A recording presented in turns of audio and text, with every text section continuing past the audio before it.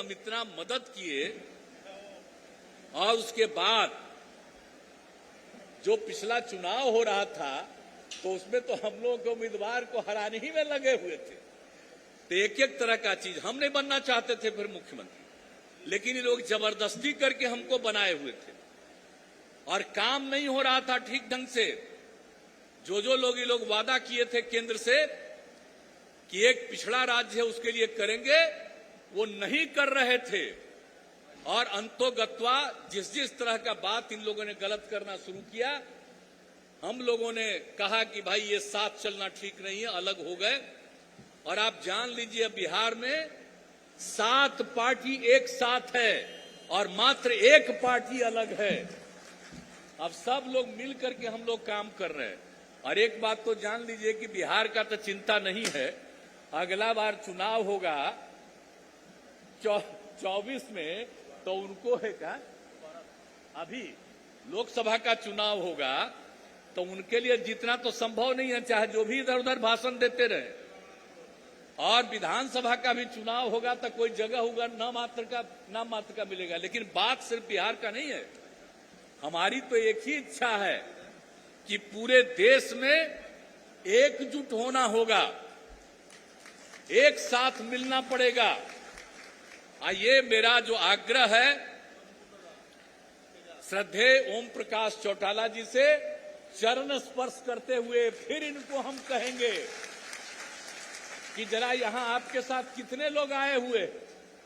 अब आगे भी ज्यादा से ज्यादा पार्टियों को जोड़ने में लगिए। अब क्या समझते हैं कि कहीं कोई पार्टी ऐसा हो सकता है, कहीं आप समझ सकते हैं कि बिना सीपीआई सीपीएम के माले के कोई बात होगा? सब तरह के लोगों का, अन्य जो पार्टियां हैं विभिन्न राज्यों में।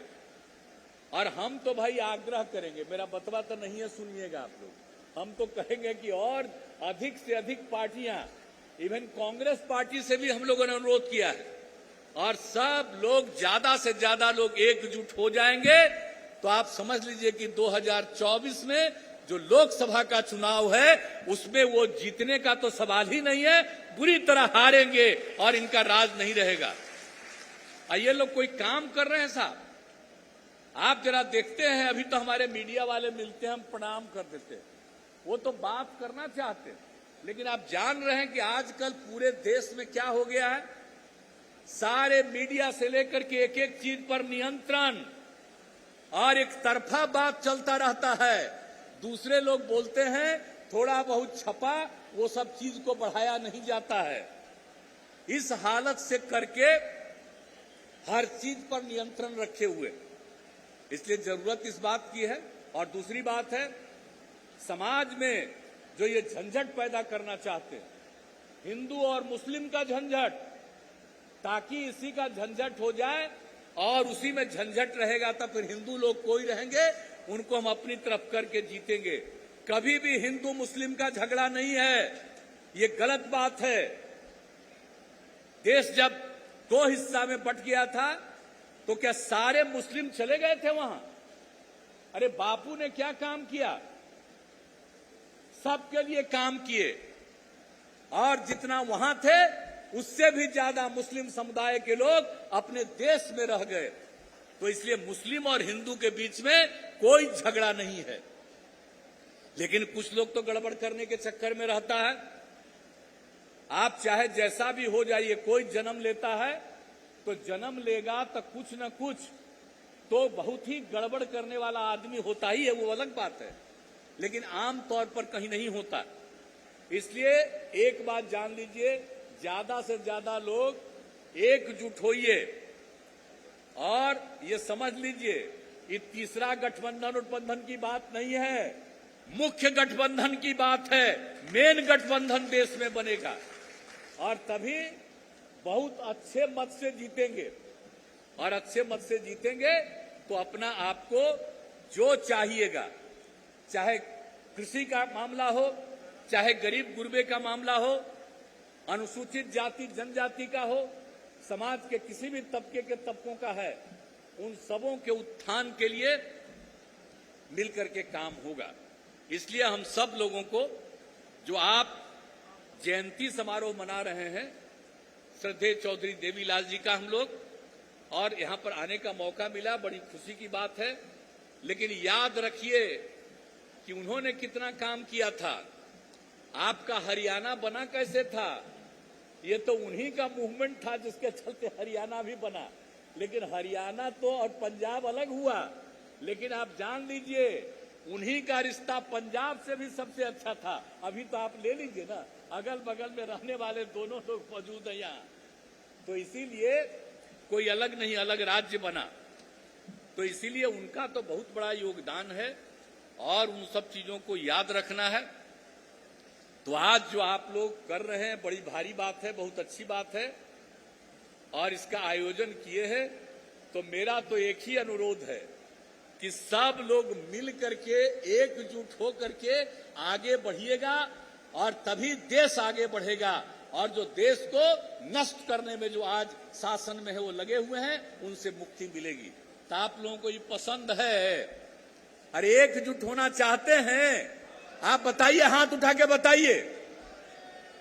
अब देख लीजिए सर, सब हाथ उठा दिया, सब लोग हाथ उठा दिए। यहां पर जो बैठे हुए हैं सब लोगों से हम लोगों की बातचीत हो रही है। शरद पवार साहब से कितना बातचीत हुआ और हमने कहा इनको कि आप जो करिए, सीपीआई सीपीएम सब लोगों को कहा है। और आज तो बड़ी खुशी की बात है कि जब यहां पर बादल साहब भी मौजूद हैं, तब एक बार हम हाथ जोड़ के प्रार्थना करेंगे, अब आप भी सब साथे आ जाइए, अब इधर उधर मत होइए, एक साथ रहिए। और हम तो आप जानते ही ना भाई, आप लोगों की जो इच्छा थी वो हम क्या करते रहे। और आपके पिताजी कितना मानते थे हमको, याद करिए ना कि कितना मानते थे। और जब हम लोगों ने 17 में काम किया वो हमको सब दिन थे। इसीलिए हम सब लोगों से विनम्र प्रार्थना करेंगे कि आज सब लोग एकजुट होकर के आपने जो हाथ उठा दिया है इसके लिए मैं आपका अभिनंदन करता हूं। हम लोग मिल करके चलेंगे। व्यक्तिगत रूप से मुझकी कोई अपनी इच्छा नहीं है। हम तो चाहते हैं देश को आगे बढ़ावे और मिल करके सबका विकास हो और सब लोग आगे बढ़े, यही हम लोग चाहते हैं। और समाज में किसी भी तरह का कोई तरह का इधर उधर न रहे, इसलिए सब मिल करके चलेंगे। और आपको मैं तीसरी बार हाथ उठा करके जो आपने आज कह दिया तो मुझे बड़ी खुशी है। और अब हम उम्मीद करते हैं कि सब लोग मिलजुल करके एकजुट होकर के चलेंगे और बहुत आगे बढ़ेंगे। इन्हीं शब्दों के साथ आप सबको बहुत बहुत धन्यवाद। तो नीतीश कुमार को आप सुन रहे थे। उन्होंने कहा कि कुछ लोग देश को बर्बाद करने में जुटे हुए हैं और देश को हमें बचाना है, इसके लिए एकजुटता दिखानी होगी। मंच पर मौजूद विपक्षी सभी पार्टियों का उन्होंने आह्वान किया और आम जनता से भी हाथ ऊपर करके संकल्प लेने का अनुरोध किया कि साथ आइए। हिंदू मुस्लिम के बीच देश में कोई झगड़ा नहीं है, लेकिन विकास का काम नहीं हो रहा है। बिहार का उदाहरण देते हुए उन्होंने बताया कि जब एनडीए के साथ मिलकर मैंने सरकार बनाई तो किस तरीके की दिक्कतें पेश आईं, काम नहीं हो रहा था और इसलिए अलग होने का रास्ता अपनाया। सभी विपक्षी पार्टियों से और खास तौर पे शरद पवार, ओम प्रकाश चौटाला, इन लोगों से जो सीनियर नेता हैं, दिग्गज नेता हैं, उनसे अपील की कि साथ में आ जाइए। नीतीश कुमार ने एक और बड़ी बात कही कि कांग्रेस के साथ भी हमारी बातचीत चल रही है, हम उन्हें भी अपने साथ आने के लिए अनुरोध करते हैं इसी मंच से। और अगर पूरा विपक्ष एकजुट हो जाएगा तो एक बड़े मत के साथ जीत विपक्ष की होगी। बीजेपी को हार का सामना करना पड़ेगा अगले लोकसभा चुनाव में।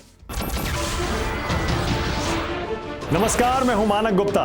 अगर आपको हमारा ये वीडियो पसंद आया हो तो इसे लाइक और शेयर जरूर करें। और हां, हमें सब्सक्राइब और फॉलो करना ना भूलें ताकि आप देश और दुनिया की कोई खबर मिस ना करें। तो जुड़े रहिए हमारे साथ और देखते रहिए न्यूज़ 24।